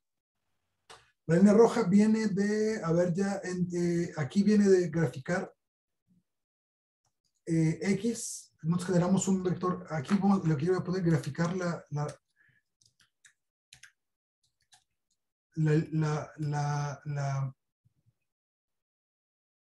recta de regresión. Generamos un vector X y luego la Y de esa recta es X por la pendiente más la ordenada al origen y luego le decimos hold on, no borres los puntos que ya tenías y encima grafica la línea de regresión que es X, Y fit. ¿Te falta a lo mejor hold on? No, ya, había puesto un punto y coma en lugar de 2 puntos. Gracias. Sí, ok. Profe, a mí me marca como error la línea que usted tiene como la 38, la de pendiente, ordenada, el origen, y no sé por qué. No son dos palabras, aquí tengo un guión bajo. O sea, aquí nada más me va a regresar un triste valor. Bórralo,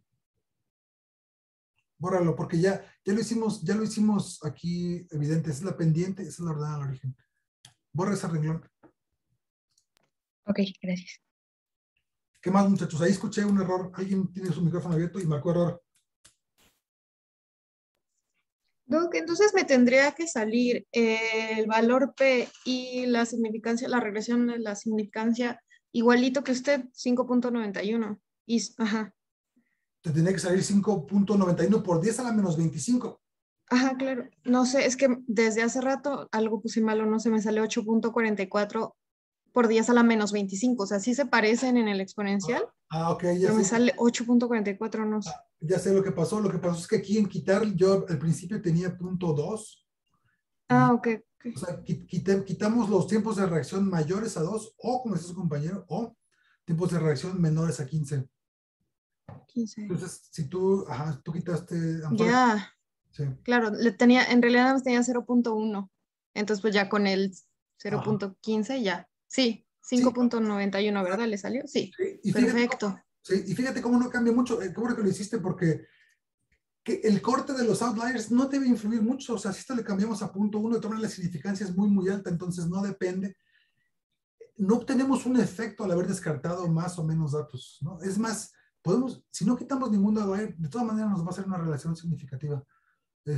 Sí, sí, claro. Porque pues a la menos 25 es súper significativo, ¿no? Exactamente, o sea, es un punto, luego 24 ceros y luego un 5. O sea, la probabilidad de observar esto al azar tendríamos que repetir el experimento varios millones de veces para que nos saliera un resultado al azar.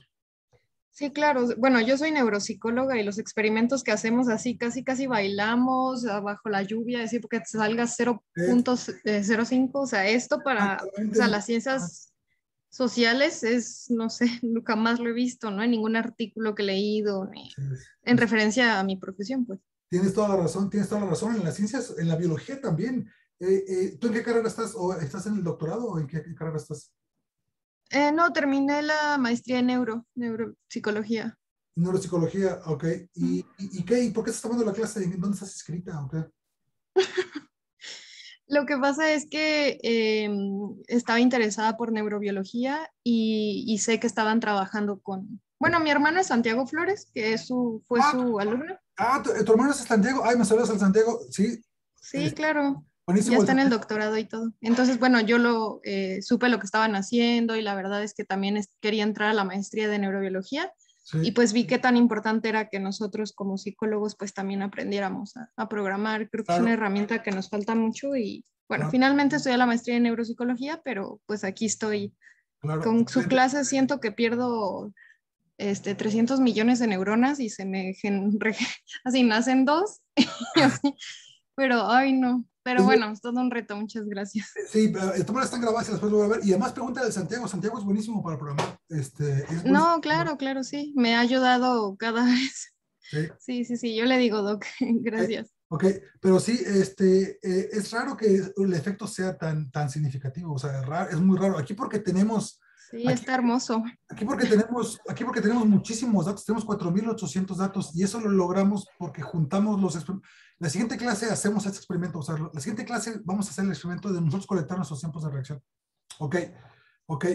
Entonces, tarea, muchachos, esta tarea está complicadísima, ok, complicadísima, muchachos. Y entonces, no la vayan a empezar a hacer el siguiente miércoles. No, de hecho, la clase va a ser el miércoles.